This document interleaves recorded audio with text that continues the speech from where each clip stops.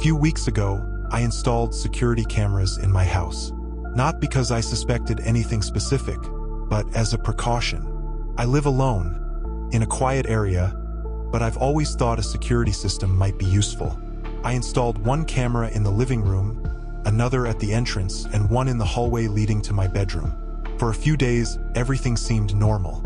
I checked the recordings before going to bed, more out of curiosity than concern. All I saw were mundane scenes. Me walking by, the sound of the wind outside, the neighbor's cat wandering in the yard. But then, something changed. On the third night, while reviewing the living room footage, I noticed something strange. Around 3:17 a.m., a dark figure appeared in the corner of the room. It was standing still, unnervingly rigid, facing directly at the camera. At first, I thought it might be an issue with the camera, maybe a shadow or interference. But when I replayed the footage, I realized that thing didn't move like a shadow. It was solid with defined contours. The figure stood there for exactly 2 minutes before simply disappearing. That made me uncomfortable, but I tried to rationalize it. Maybe it was a reflection or I was seeing things. I decided to ignore it and went to bed. The next night, at the same time, I checked the footage again. The same pattern. At 3:17 a.m., the figure appeared in the corner of the living room, motionless, staring at the camera. This time, I watched more closely. I could swear I saw something like arms or legs, but the figure was off. It was as if it didn't have a fully human shape. And again, after 2 minutes, it vanished. What scared me the most was that during the 2 minutes it was there was no other sound on the recording. No wind, no creaks from the furniture, just complete silence. On the fourth night, I decided to stay awake and watch live. At 3:17 a.m., I sat on the couch, staring at the corner of the room where the figure usually appeared. Nothing happened. I stayed there for another 10 minutes, waiting. I sighed in relief and went to bed, thinking it must have been some strange defect in the recordings. But when I reviewed the footage the next morning, the figure was there. And this time, I was also in the recording, sitting on the couch, staring directly at it. I can't explain how I felt. I didn't see anything that night, but the footage clearly showed the figure standing in the corner while I was sitting there. It seemed to be watching me. That was enough to make me lose sleep. I decided to review all the recordings from that week to try and find an explanation. I spent hours watching, skipping through the nights.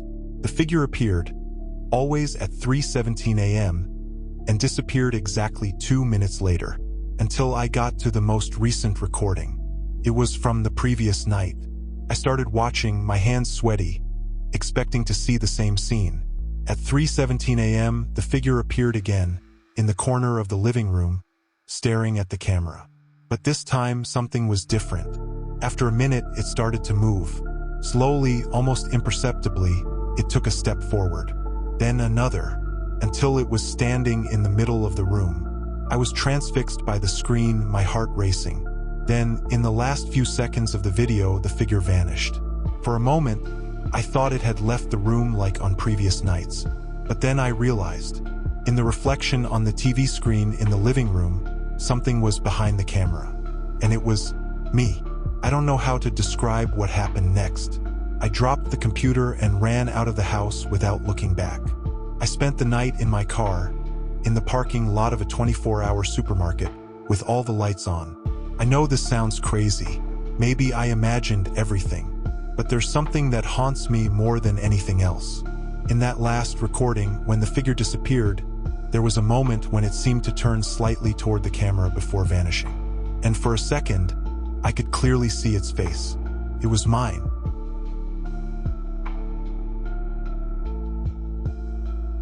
I was looking for a place closer to my job, and when I found the apartment, it seemed perfect. Spacious, cheap rent, great location. The only flaw was that the building was old, almost run down, with a slightly worn structure and the smell of old wood. But to me, that was just vintage charm. On the very day I moved in, while organizing things in the bedroom, I found something strange. At the back of the built-in closet, hidden behind a loose board, there was an old, dusty cardboard box. Inside, there was a stack of handwritten letters and a crumpled note on top of them. The message was short, written in shaky handwriting. "He will never stop watching you." Of course, I found it strange but also intriguing. I thought it was some kind of joke or a relic left behind by a previous tenant. I put the letters back in the box and decided to leave it in the same spot where I found it. I didn't want to get involved in someone else's history. During the first week, everything seemed normal. The apartment was cold at night, but that was to be expected in an old building. Then I started noticing something strange. When everything was silent and dark, especially late at night, I could hear a very faint sound coming from the walls. At first, I thought it was the pipes or maybe rats. But as the days went by, I started noticing a pattern. The sound was always a whisper, faint and irregular, but just enough to keep me awake. On the third night, I woke up suddenly, feeling like something was very wrong. That's when I heard it clearly, the whisper coming from the wall behind my bed. It wasn't random. It was a name. My name. Imagine waking up in the middle of the night and hearing your own name being whispered, as if someone was calling you from inside the wall.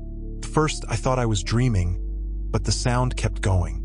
I pulled the blanket over my head, trying to ignore it, but the sound grew louder, closer.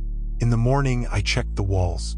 I looked for holes, cracks, anything that could explain it, but I found nothing. Even so, I convinced myself it was just my imagination. The following night, the whispers started earlier, and it wasn't just my name. There were short phrases, almost inaudible, but things like, "He's here," "Don't run," "He knows," "Couldn't sleep." I went to the closet and opened the box of letters.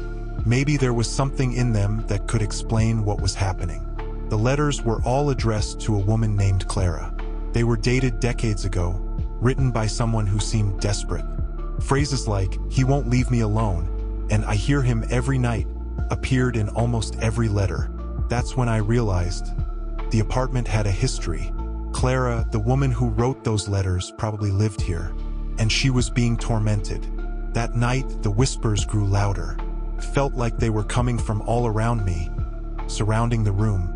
I was paralyzed, lying in bed, when I heard scratching coming from the closet. The sound was different, like nails scraping against wood. I couldn't move for a while. When I finally worked up the courage, I got up and opened the closet. It was empty, but the scratching continued. That's when I realized the sound was coming from behind the wooden boards at the back. I tried pushing, forcing the boards until one of them gave way. Behind it, there was a small, dark space and something that looked like eyes. 2 eyes glowing in the darkness, watching me. I ran out of the apartment that night. I didn't take anything, not even my phone. I never went back. I told the landlord, and he looked at me with a mix of pity and discomfort, like he already knew. He just said, "You should have left the box where it was."